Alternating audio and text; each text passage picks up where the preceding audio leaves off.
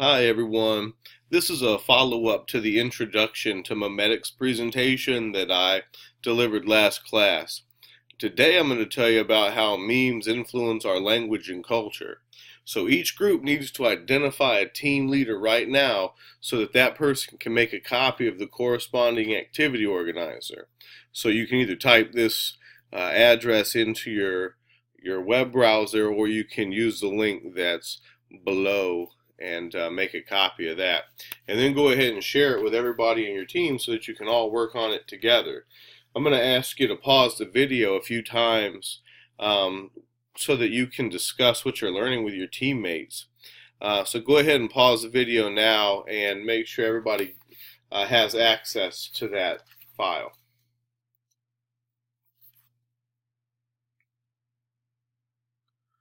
All right, welcome back. Let's go on to the first example here, Beowulf.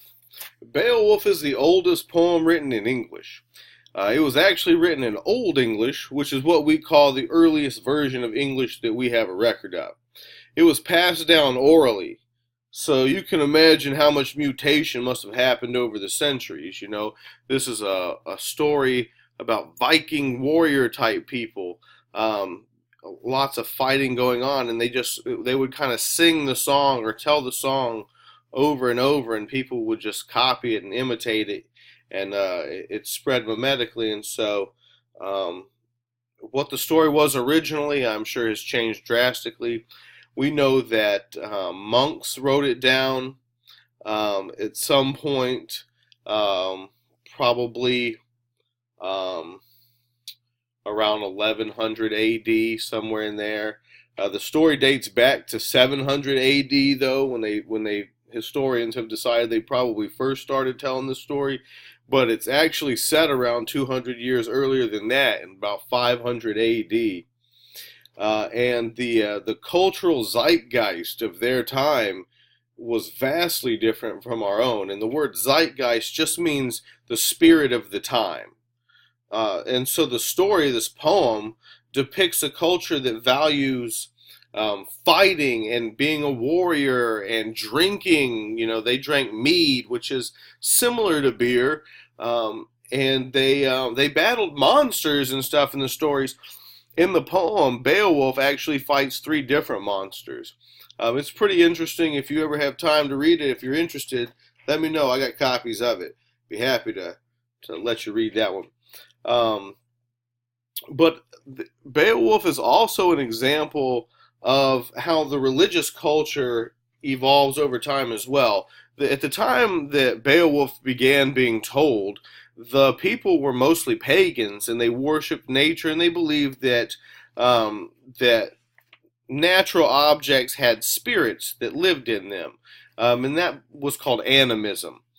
In any case, the written version of Beowulf has a lot of references to the Bible and a lot of Christian influences in it, and that was because during the time that it was written down, really the only people who could read or write were monks. You know, even kings and queens didn't read or write, and so this was a way that the monks began to spread Christianity memetically.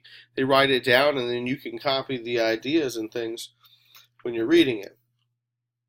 So this was the earliest record that we have of what their stories were like and the kinds of things that they valued.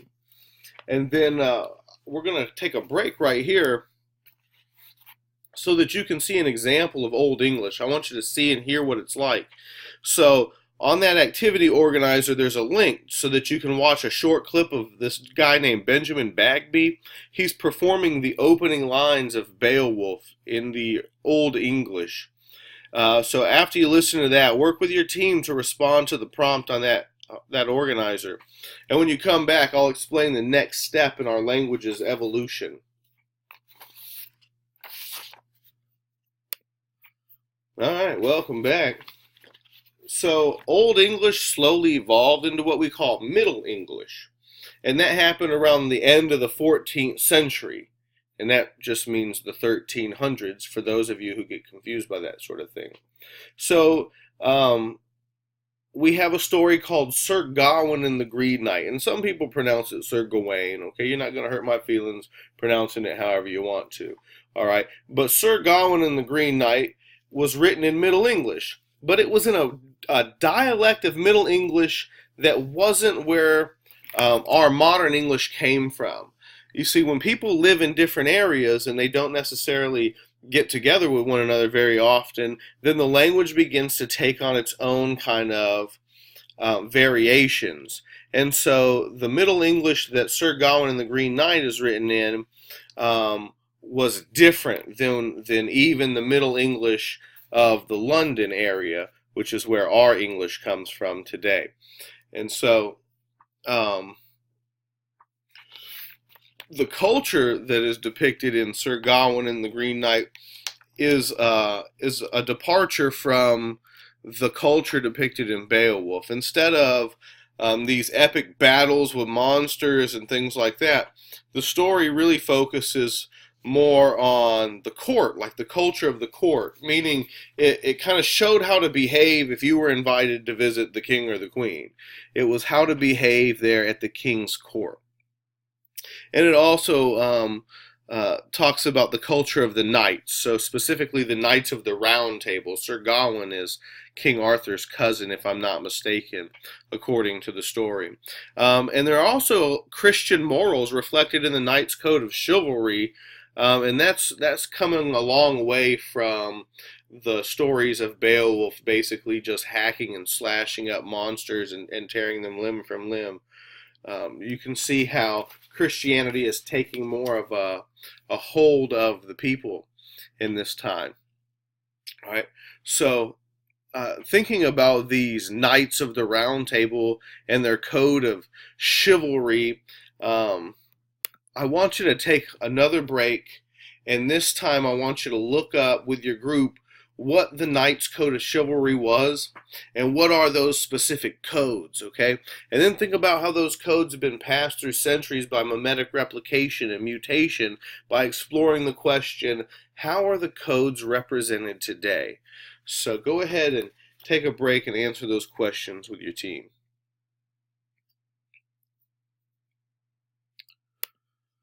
All right, welcome back. Staying with the Middle English version of our language here, a more close approximation of what we speak today can be found in Geoffrey Chaucer's The Canterbury Tales, and he wrote those around the same time that Sir Gawain was written, and it's just usually dated back here to just before the turn of the 15th century, right there around 1400s, at the end of the 1300s. And Geoffrey Chaucer was unique in that he actually wrote the story in Middle English. Before that, a lot of people weren't writing in English at all. It was usually Latin or Greek, and the Canterbury Tales is really the first legitimate work that we have that was written in English, and it's the version of English that he wrote in. You can kind of see some similarities there, and I'll show you an example of that presently. So, another thing that Chaucer did in the Canterbury Tales is that he has a middle class, and previously the only people in literature were nobility. It was kings and queens and knights and the king's warriors in the case of Beowulf, and then Beowulf does become a king himself in that epic poem. But in Chaucer's work, you start to see middle class. Like, you see guys who have shops and work different jobs, and they're not nobility. And so it's really neat to start to see that. And so in his story, it's really about it's a group of people. We call them pilgrims because they're going to make a pilgrimage. They're basically a group of folks going on a journey to see a religious monument. Okay, in a nutshell, that's what the story is. And so you have all of these different characters, and they represent people from a wide variety of professions. And he did that so that he could basically make a commentary on his society, on the culture that he saw, and it's a satire. He didn't really like a lot of things that he was seeing in his culture, so he wrote a book basically to ridicule the things that he didn't like.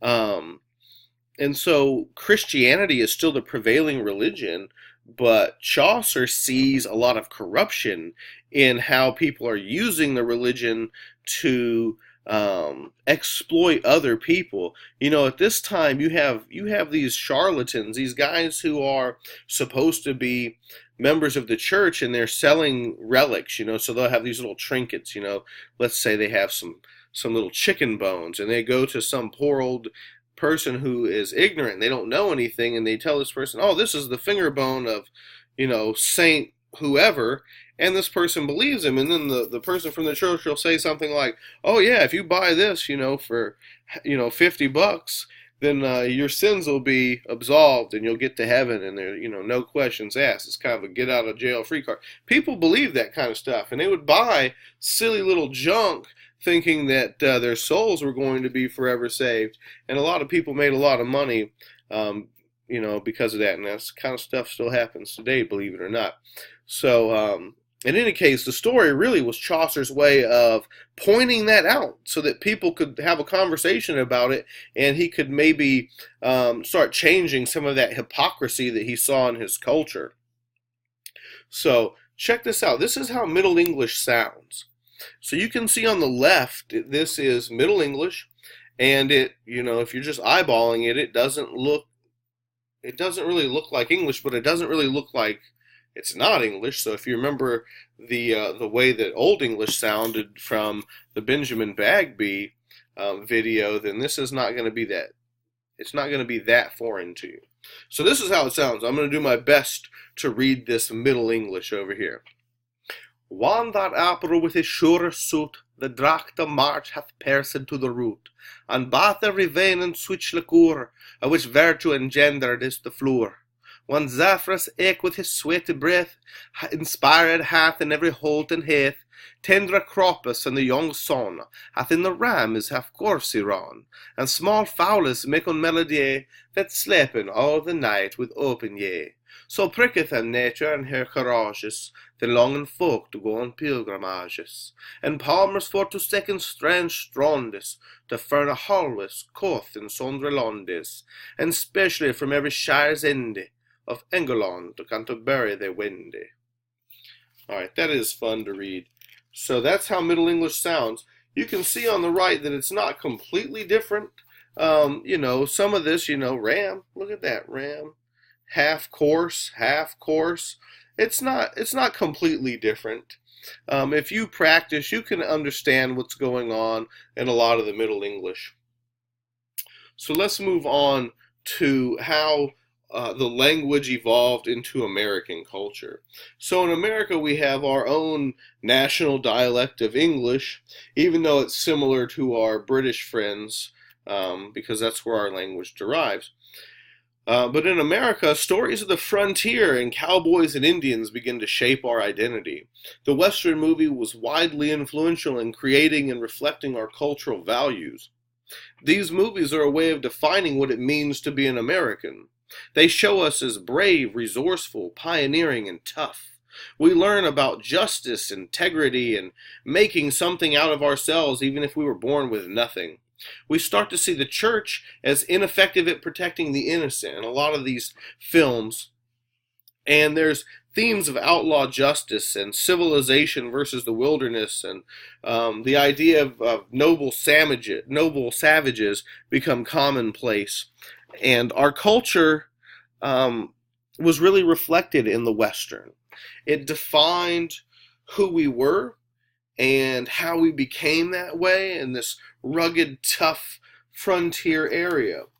And so for a long time we had Westerns, and there are books that are Westerns, and movies and TV shows, and even radio programs and all kinds of stuff. And then eventually what happened was the setting of the Old West with the horses and the guns and all that kind of stuff, those old pistols, it really became old, and like we just couldn't relate to it anymore. And so we didn't stop telling our story, though. We just mutated the meme. So how we were spreading our story changed. And instead of the Western, we began telling space Westerns. And so when the setting of the West no longer appealed to moviegoers, we moved into outer space. And there are a lot of movies that are set in space, and they're really just Westerns in disguise. And I like to call the genre the space Western. And movies like Star Wars and Avatar are space Westerns. Han Solo is definitely a cowboy. Take a look at him. The guy's got the vest. He's got a little ray gun or something. I mean, he looks like a cowboy. The blue aliens in Avatar, they are definitely Native Americans. They clearly represent Indians. You have TV shows like Firefly and Star Trek, and those are in the same genre too. In fact, Star Trek was called Stagecoach in Space or something like that, if I'm not mistaken, because the Gene Roddenberry, the guy who created it, was inspired by Westerns. So the next time you're watching a science fiction movie that's set in space, start looking for patterns and similarities with Westerns. And think about the American values that they're infecting the audience with in some of those space Westerns. So now that you know all about memes, or at least a little bit more about them, how are you going to apply your knowledge of memetics to make a positive influence on your culture? One last timeout activity.